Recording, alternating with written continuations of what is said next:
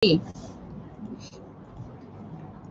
tajuk yang akan kita belajar hari ini ialah 1.5 penyelidikan dalam sejarah dan 1.6 pentafsiran dalam sejarah. Okey, 1.5 penyelidikan dalam sejarah. Okey, 1.1.5 kamu dapat menjelaskan kaedah penyelidikan dalam sejarah. Okey, objektif hari ini, pada akhir pelajaran kamu dapat menghuraikan 3 kaedah penyelidikan sejarah dan menyenaraikan kepentingan mengaplikasikan ilmu sejarah dalam kehidupan. Okey. Penyelidikan dalam sejarah, kita ada 3 kaedah penyelidikan. Yang pertama kaedah bertulis, yang kedua kaedah lisan dan yang ketiga kaedah arkeologi. Kita tengok kaedah yang pertama iaitu kaedah bertulis. Apakah yang dimaksudkan dengan kaedah bertulis? Kaedah bertulis ialah kajian terhadap sesuatu peristiwa daripada maklumat pada sumber yang dipahat atau ditulis. Ingat kalau kaedah bertulis daripada sumber yang dipahat atau ditulis. Tulisan tertua di Asia Tenggara boleh dilihat di lukisan di dinding gua, ditulis pada kulit kayu, ditulis pada gading gajah, lontar dan dipahat pada batu. Yang daun lontar ni kamu boleh tengok buku teks. Pada bahagian hadapan, muka surat hadapan ada logo DBP kan? Dewan Bahasa dan Pustaka. Logo itu adalah daun lontar. Diambil sempena tulisan tertua di Asia Tenggara yang seterusnya boleh juga dilihat pada catatan harian seseorang ataupun diary kamu lah. Yang kedua fail kerajaan dan yang ketiga catatan pengembaraan.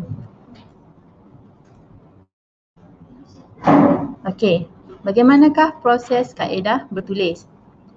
Yang ni cikgu minta kamu rujuk buku teks muka surat 10. Kita baca sama-sama.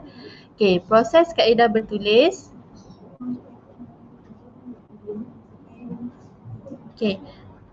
Proses kaedah bertulis ialah ada 5. Yang pertama mengenal pasti sumber bagi sesuatu peristiwa, tokoh atau institusi. Contohnya jika kita ingin membuat kajian tentang sejarah negara kita, sumber bertulis boleh didapati di negara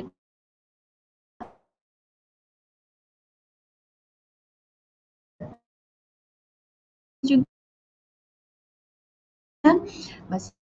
bahasa Sanskrit dan juga bahasa Inggeris di samping bahasa Melayu. Kaedah yang kedua, mendapat dan mengesahkan sumber bertulis tersebut. Bila awak dah dapat kenal pasti sumber, awak kena dapat pengesahan. Penyelidik perlu ke tempat simpanan sumber seperti muzium, arkib atau perpustakaan. Kadang-kala sejarawan akan mentafsir maklumat ini dengan bantuan ahli paleografi dan epigrafi. Paleografi ni ilmu mengkaji dan menganalisis tulisan kuno pada daun lontar, papirus, tanah liat atau batu. Manakala epigrafi merupakan ilmu tulisan yang terdapat pada tubuh, bangunan dan prasasti. Proses ketiga ialah mengumpul dan menyimpan bahan atau sumber rujukan yang telah didapati harus dikumpulkan di suatu tempat. Sumber hendaklah dicatat dan disimpan bagi memudahkan penyelidik membuat rujukan semula kelak. Yang ketiga, mengumpul dan menyimpan sumber. Yang keempat, menggunakan peralatan yang sesuai. Penggunaan teknologi maklumat dan komunikasi serta peralatan arkeologi. Penggunaan peralatan seperti komputer bagi menganalisis data dan sumber, menyunting penulisan di samping menyusun bibliografi dan statistik. Seterusnya yang kelima, kita kena menganalisis. Macam mana menganalisis? Okey, keupayaan menganalisis memberikan perspektif baharu terhadap satu peristiwa sangatlah dihargai. Okey.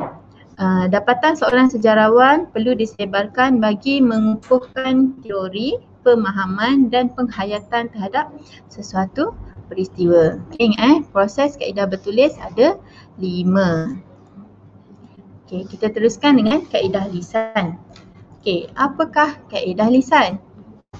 Kaedah lisan merupakan proses mendapatkan maklumat melalui temu bual. Okey, kalau lisan ni temu bual. Kita bercakap, kita bertanya. Kalau tulis tadi yang ditulis atau dipahat.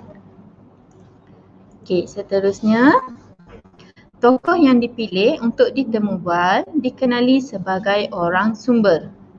Okey, orang sumber terdiri daripada mereka yang memberikan maklumat melalui pemerhatian dan pengalaman sendiri. Okey, maksudnya kalau awak nak interview seseorang, orang itu ialah orang sumber. Kita kenali dia sebagai orang sumber, dan orang sumber ni mereka yang boleh memberikan maklumat dengan tepat melalui pemerhatian dan pengalaman mereka sendiri. Okey, seterusnya terdapat 3 tahap dalam kaedah lisan. Okey, tahap yang pertama itu persediaan. Okey, kamu perlu menentukan tokoh, menentukan skop atau perkara yang ditemu bual dan memilih soalan yang bersifat pendekatan sejarah. Okey, maksudnya kalau kita nak buat interview dengan seseorang, kita perlu menentukan siapa tokoh ataupun siapa sumber. Okay, dan menentukan perkara. Okay, kita nak tanya apa tentang perkara yang kita nak tahu. Okay, menentukan skop atau perkara. Okay, tahap yang kedua, rakaman temu bual.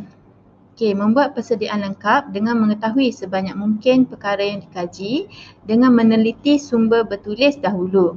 Okay, dan meyakinkan tokoh untuk memberikan kerjasama dan menghargai tujuan pengkajian. Okay. Kena buat persediaan, kena belajar, kena membaca dahulu sebelum kita buat interview tu. Okey, yang ketiga, memproses rakaman. Okey, membuat senarai dan menyalin atau menyunting rakaman, menilai fakta-fakta dengan sumber bertulis dan menyimpan rakaman dengan baik.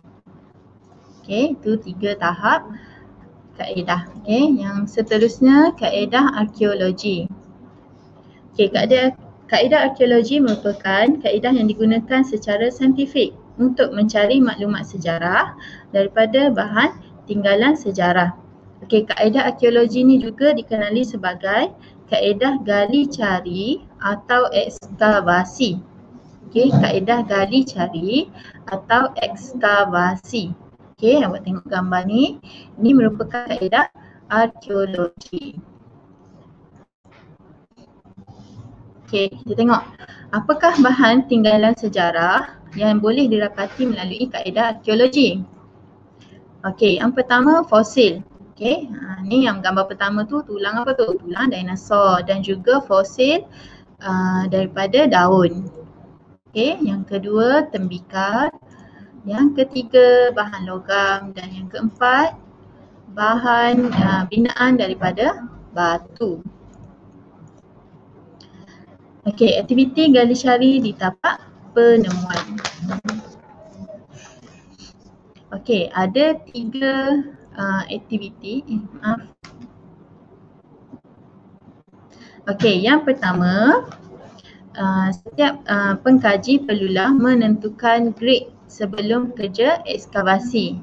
Okey, setiap petak diberikan nombor rujukan. Okay, menentukan grade, kita kena ukur dahulu di mana lokasi yang akan kita jalankan ekskavasi tersebut. Okay, yang kedua, menanda kawasan berdasarkan plan. Okay, kita tanda kawasan. Dan yang ketiga, ekskavasi dengan mencatatkan semua penemuan. Okay, barulah kita catatkan apa sebarang penemuan yang kita jumpa, kita kena catat. Okey, bagaimana kerja-kerja di makmal arkeologi? Okey, yang pertama, okey, lepas dah dapat sumber daripada tapak arkeologi tersebut, bahan tu akan dibawa ke makmal arkeologi dan dilakukan pemunggahan dan penyisihan. Okey, dia asingkan. Okey, pengisian mengikut jenis artifak atau lapisan tanah di tapak artifak dijumpai. Okey, asingkan artifak dengan benda-benda lain. Okey, yang kedua, pembersihan dilakukan sebelum dikaji.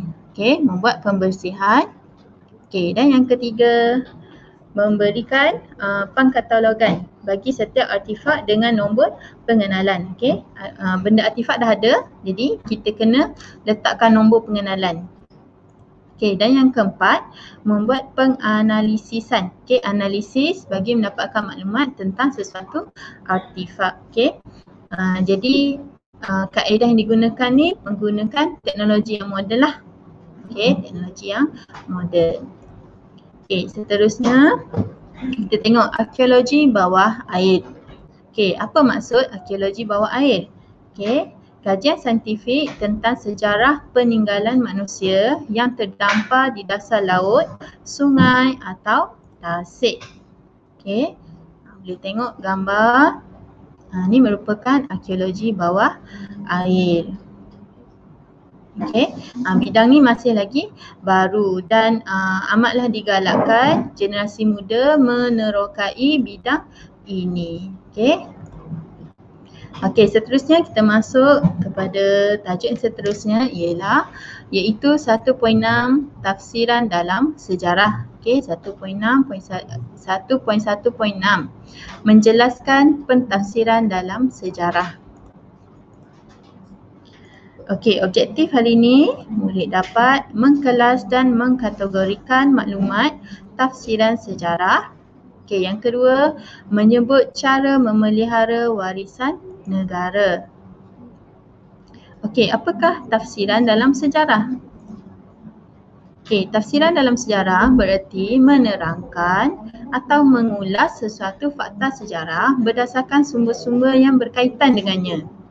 Okey, tafsiran dalam sejarah bererti menerangkan atau mengulas sesuatu fakta sejarah berdasarkan sumber yang berkaitan dengannya. Okey, mengapakah wujud perbezaan tafsiran dalam sejarah?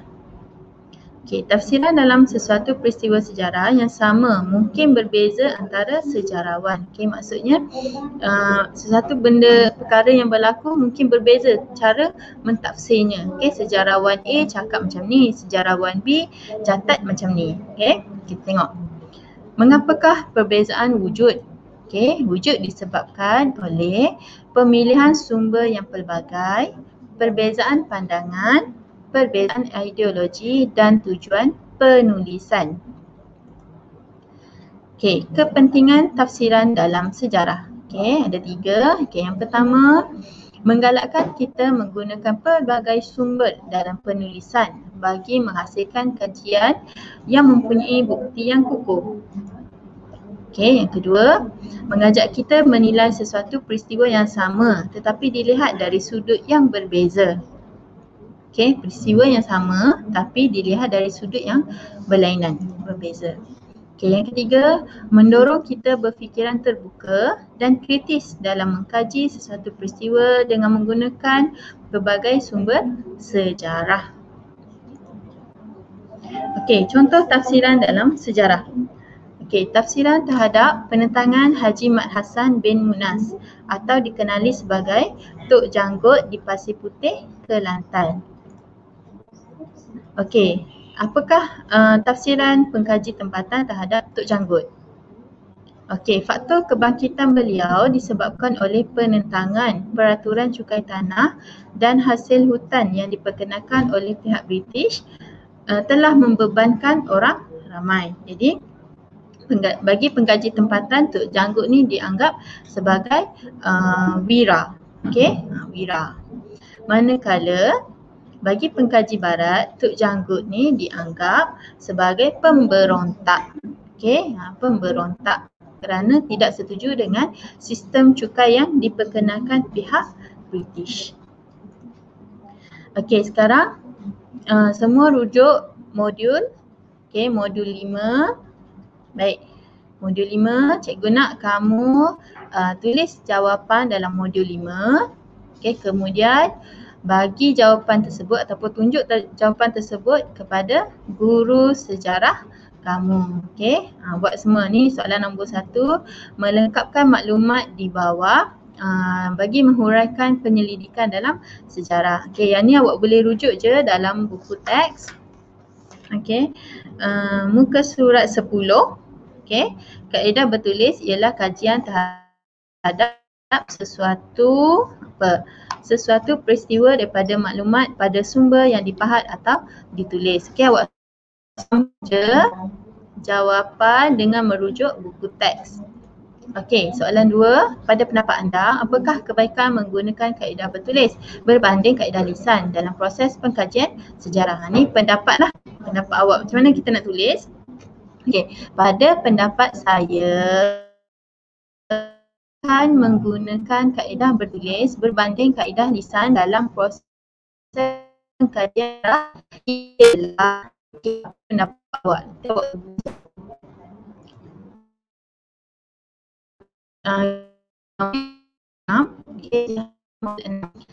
Okey, nombor 1 sejarah yang awak rujuk buku teks ke surat 16. Okey, muka surat 16. Dalam sejarah bererti menerangkan atau mengulas sesuatu fakta sejarah berdasarkan sumber-sumber yang berkaitan dengan. Okey, nombor 2, mengapa wujud perbezaan tafsiran dalam sejarah? Okey, tafsiran dalam sesuatu peristiwa bersejarah sama mungkin berbeza antara sejarawan. Ini disebabkan, okey, apa? Awak cari jawapan dalam buku teks. Okey, begitu juga seterusnya soalan 3 dan soalan 4. Okey, cikgu harap awak boleh jawab dan berikan jawapan guru sejarah kamu. Okey, siap latihan dengan merujuk guru. Bye. Dah.